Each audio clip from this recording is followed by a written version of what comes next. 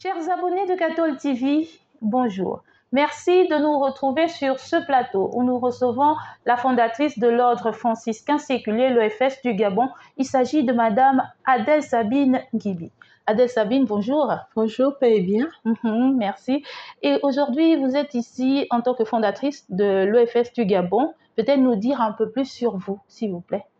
Alors, je suis ici non pas seulement en tant que fondatrice du Gabon, mais en tant que mandatée par le ministre de l'Ordre franciscain séculier au Gabon pour parler de la fête des stigmates de notre séraphique Père Saint François d'Assise. Avant d'entrer d'abord dans le vif du sujet, nous on veut savoir qui est réellement Adèle Sabine Gibi.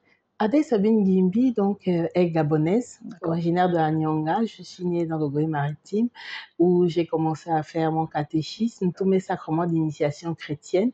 Et en 1989, je rencontre donc les sœurs Clarisse par le canal d'un camp national vocationnel. Et à partir de ce moment, je suis séduite par la spiritualité franciscaine qui repose sur la lecture et la méditation de l'Évangile, qui repose sur la louange, une vie de simplicité, une vie d'adoration et de contemplation du Seigneur. Donc, dès mon plus jeune âge, j'ai appris à aimer Saint François d'Assise et sa spiritualité. Et bien que vivant à Port-Gentil, toutes les grandes vacances, à partir de ce moment, je venais au monastère des Sœurs Clarisse pour prier avec elle, adorer avec elle, tout en ayant une vie engagée dans ma paroisse à Port-Gentil, où j'ai eu l'occasion de fréquenter les patronages avec les Salésiennes, animer les patronages, enseigner la catéchèse. J'ai été en même temps dans le mouvement des Focolaries et animatrice Focolarie. Donc ça, c'est pendant mes études secondaires. Et lorsque je viens donc à Libreville après mon baccalauréat, puis mes études, puis ma thèse de doctorat en France, je rencontre l'ordre franciscain séculier en 2008. Donc j'ai continué à cheminer avec la spiritualité franciscaine, donc la méditation, la lecture de la parole de Dieu chaque jour, la Lectio Divina. Et là, je rencontre le troisième ordre. Il faut dire que Saint François a créé le premier ordre, les capucins et les franciscains, donc les religieux consacrés. Le deuxième ordre avec Sainte Claire, qui a fondé les Clarisses. Et le troisième ordre, appelé encore le tiers ordre, qui rassemble non seulement des laïcs, mais également des prêtres diocésains et de nombreuses autres communautés chrétiennes. Donc, je rencontre le tiers ordre en France en 2008. Je fais un cheminement et je m'engage. Je deviens donc tertiaire franciscain le 21 mars 2010 à Bordeaux, au sein de la Fraternité franciscaine séculière de France. Je rentre ensuite au Gabon et je prends un an pour m'installer. Et avec les sœurs Clarisse, avec les frères capucins, notamment le frère Paul Trotowski, à son âme, nous mettons en place un parcours découverte et donc nous lançons l'ordre franciscain séculier au Gabon. Voici pour mon cheminement chrétien. Ce qu'il faut dire que par ailleurs, je suis enseignante-chercheur et donc je suis mariée religieusement depuis 21 ans. Donc je suis mère de famille d'une nombreuse famille. Félicitations. Mère de famille, je suis enseignante-chercheur dans le supérieur et je suis d'abord chrétienne, franciscaine et donc j'ai fait profession perpétuelle pour vivre l'évangile à la manière de Saint François d'Assise. On voit vraiment combien de fois vous êtes imprégné de cet esprit franciscain, donc vous êtes réellement la mieux placée pour parler des stigmates de Saint François d'Assise. Et justement, ce 17 septembre, comme tous les 17 septembre chaque année, 3 jours après la célébration de la fête de la Croix glorieuse, c'est l'Église universelle qui fait mémoire des stigmates de Saint François d'Assise. Peut-être nous dire, qu'est-ce qu'on entend par stigmate de Saint François d'Assise? De quoi s'agit-il concrètement? Alors, je voudrais dire que dans l'ordre franciscain séculier, nous avons un programme de formation très rigoureux pour tous nos candidats, nos aspirants, nos candidats, nos novices et nos professes. Et donc, tous les franciscains séculiers au Gabon peuvent parler des stigmates. C'est simplement que c'est la mission que le ministre national m'a confiée de venir représenter la fraternité avec mes sœurs qui sont à l'extérieur. Alors, François d'Assise avait l'habitude de se retirer dans des lieux isolés pour prier. C'était véritablement un homme de prière. Certains ont dit un maître à prier. Et donc, il se retrouve comme d'habitude sur le mont Alverne, là, ils sont sur des collines, et il fait une prière à Dieu. Il dit, Seigneur Jésus, je veux ressentir ta passion. Je veux savoir ce que tu as vécu. Alors, il ne précise pas s'il veut la ressentir pendant longtemps, pendant un moment, mais lorsqu'il finit de faire sa prière, il voit un séraphin qui vient avec une épée et il se retrouve l'instant d'après avec les plaies du Christ dans ses mains sur son côté et ses 2 pieds. Et donc, il a demandé à ressentir la passion du Christ. Et Dieu, qui est proche de lui, qui montre que c'est un homme qui a une prière intime avec Dieu, lui donne d'expérimenter dans sa chair donc les stigmates, c'est-à-dire les plaies de Jésus-Christ de Nazareth. Donc les stigmates, et Saint François d'Assise, il faut le dire, et c'est aussi un de ses charismes, est un homme qui vit dans la simplicité et la discrétion. Il aura caché ses stigmates pendant plus d'1 an à ses proches, et il a vécu dans la souffrance, dans la douleur, dans la prière. C'est au moment où il n'arrivait plus, parce que ça suppurait, que ses proches se sont rendus compte. Il a demandé de garder le silence, mais à sa mort, tout le monde se rend compte qu'il a véritablement les stigmates. Et donc, il est le premier stigmatisé à être reconnu officiellement par l'Église catholique. D'accord. Merci beaucoup pour cette réponse très, très claire. On parle aussi de ces 3 papes qui ont participé, contribué à vulgariser cet événement qui a eu lieu dans la vie de Saint François d'Assise en 1224. Il s'agit de Benoît XI, Sixte V et Paul V. D'ailleurs, l'un des fils spirituels de Saint François d'Assise, qui est Padre Pio, va lui aussi bénéficier de cette grâce des stigmates du Seigneur. Qu'est-ce qu'on peut retenir de toute cette histoire aujourd'hui? Alors aujourd'hui, ce qu'on peut retenir, il faut le dire, dans la tradition franciscaine, dans l'histoire franciscaine, nous avons de nombreux papes franciscains. Nous avons de nombreux saints et saintes franciscaines, aussi bien des religieuses que des laïques. Vous voyez là, c'est le sanctorial. Et le sanctorial, c'est l'ensemble des saints de la famille franciscaine. Donc c'est pour dire que la spiritualité de Saint François d'Assise, une spiritualité qui se fonde sur vivre l'évangile, méditer l'évangile, se faire frère de tous, accueillir la volonté de Dieu, adorer Dieu, a marqué. Car aujourd'hui, nous avons plus de 300 communautés religieuses qui se réclament de la spiritualité franciscaine. Alors, que retenir des stigmates aujourd'hui? Les stigmates, si on fait un parallélisme, c'est une plaie, c'est une souffrance physique, mais aussi une souffrance morale. Morale parce que lorsqu'on souffre, quand François souffre, il est obligé à un moment de demander qu'on s'occupe de lui, de dépendre des autres.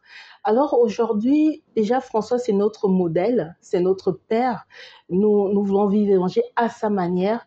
Cet homme a eu un itinéraire spirituel. Entre sa conversion au monde des stigmates, il a cherché Dieu, il a cherché la volonté de Dieu. Et il nous apprend à travers les stigmates que lorsque nous adressons une prière à Dieu, il ne nous répond pas nécessairement comme l'on veut. C'est vrai. On peut demander au Seigneur, je veux un enfant. Et si je reçois un enfant qui a un handicap, est-ce que je me révolte ou j'accueille la volonté de Dieu? Je peux demander au Seigneur un travail, une nomination. Et si j'ai des difficultés, est-ce que je vais me révolter? François a demandé à ressentir la souffrance du Christ. Il n'a pas précisé la durée, le temps, la manière. Ça pourrait être une seule plaie. Il a eu toutes les 5 plaies du Christ. François nous apprend à travers les stigmates à accueillir la volonté de Dieu telle qu'elle est. En même temps, François nous rassure que lorsque nous faisons une prière au Seigneur, il nous écoute et il nous exauce toujours. Et aujourd'hui, en tant que mère, en tant qu'épouse, en tant que professionnelle, en tant que chrétienne, en tant que citoyenne, méditer les stigmates aujourd'hui nous invite à avoir un autre regard sur les épreuves et sur la souffrance. La souffrance que nous connaissons tous d'une manière ou d'une autre. La souffrance physique, ça peut être un proche, ça peut être un enfant, ça peut être soi-même. Les maladies chroniques pour les personnes âgées ou jeunes. Toutes ces souffrances qui peuvent causer des désagréments, des difficultés, des dépendances. Ça peut être aussi la souffrance morale, comme je le disais, un enfant alcoolique, un enfant qui se drogue, un enfant qui n'écoute pas, un enfant qui n'apprend pas. François d'Assise nous apprend à nous laïcs et même religieux à accueillir la volonté de Dieu, à accueillir la souffrance dans la discrétion, dans la prière, dans la confiance et dans l'abandon à Dieu. Donc, méditer sur les stigmates aujourd'hui, c'est aussi regarder avec foi les différentes plaies que nous avons. Plaies physiques, plaies psychologiques, plaies morales, les différentes souffrances que nous vivons, et il y en a tant dans ce monde. Et François nous apprend que la souffrance ne doit pas être un motif de rébellion, un motif de bavardage, mais un motif ou une raison de se tourner vers Dieu et de méditer sur la passion du Christ. Mais en même temps, l'épisode des stigmates nous montre que notre appel, nous sommes chrétiens, disciples du Christ, nous sommes appelés à nous conformer au Christ. prendre la forme du Christ. François, ça allait très loin au niveau des stigmates. Mais nous, est-ce qu'en tant que disciples, nos vies se conforment au Christ? Est-ce que nous prenons de plus en plus la forme du Christ? Est-ce que nous entrons davantage dans la ressemblance au Christ? Quand François se convertit, c'est un jeune qui aime les fêtes, qui aime l'ambiance. Il veut se faire chevalier. Il cherche à avoir une identité sociale. Et puis il rencontre Jésus. Il décide de suivre Jésus. C'est comme chacun de nous. Nous avons rencontré Jésus à un moment. Il y a un cheminement. Les stigmates nous interrogent quel est le chemin que nous avons fait avec le Christ, où en sommes-nous dans notre identité de disciples du Christ, dans notre identité de chrétiens, et comment en tant que chrétiens nous vivons la souffrance. Et nous faisons aussi Simon de Cyrène pour accompagner nos frères et sœurs qui connaissent des souffrances dans ce monde, où la souffrance est très souvent et trop souvent motif de rébellion, motif de rejet de Dieu, motif d'éloignement de la foi, où la souffrance est trop souvent la raison pour laquelle beaucoup renoncent à l'Église, renoncent à la foi chrétienne. Donc François, par le mystère des stigmates, interroge la foi des chrétiens catholiques et des chrétiens en général. François n'a pas cherché l'extraordinaire, mais à travers une prière, Dieu est venu à lui, Dieu a exaucé sa prière. Dieu lui a montré un chemin qu'il n'avait peut-être pas envisagé, mais François a accepté de suivre ce chemin. Donc, en tant que laïque, engagé dans notre société gabonaise, en tant que mère de famille, en tant qu'épouse, en tant que fille, en tant que sœur, en tant qu'amie, méditer les stigmates me renvoie à me questionner et à méditer sur mon engagement chrétien, sur mon cheminement chrétien, sur mon itinéraire chrétien, mon itinéraire spirituel. Et donc, c'est une porte ouverte à rechercher davantage une intimité avec Jésus-Christ. Et c'est, en même temps, nous faisons mémoire, c'est un motif d'action de grâce pour le don de notre vocation de laïque franciscaine, parce que nous avons eu le privilège que le Seigneur nous révèle cette spiritualité, nous donne la grâce de nous engager sur ce chemin et de cheminer avec Saint François d'Assise, toute la famille franciscaine, nos frères capucins, nos sœurs Clarisse, les filles de Padre Pio, la grande famille franciscaine de par le monde entier. Et justement, qu'est-ce qui est prévu pour ce 17 septembre? Alors, ce qui est prévu dans nos différentes communautés franciscaines, donc à Saint-Thomas de Ntoum, où il y a nos frères capucins, il y aura la messe demain à 7 heures. À Notre-Dame du Gabon, paroisse franciscaine aussi, il y aura la messe à 18 heures. Les tertiaires franciscains, ceux qui cheminent, y seront. Et à Sainte-Thérèse de l'Enfant Jésus à Essassa, il y aura également la messe à 7 heures. Et là, les franciscains vont communier avec les capucins. Ceux qui iront au monastère des Sœurs Caïs à 6h30 iront. Nous allons tous communier pour cette fête des stigmates. Mais aussi, cette fois-ci, nous choisissons de communier dans nos messes quotidiennes parce que nous avons la fête de Saint François d'Assise le 4 octobre et le 3 octobre, nous avons coutume de célébrer le Transitus. Le Transitus, c'est que nous revivons le passage de Saint François d'Assise de ce monde au Père.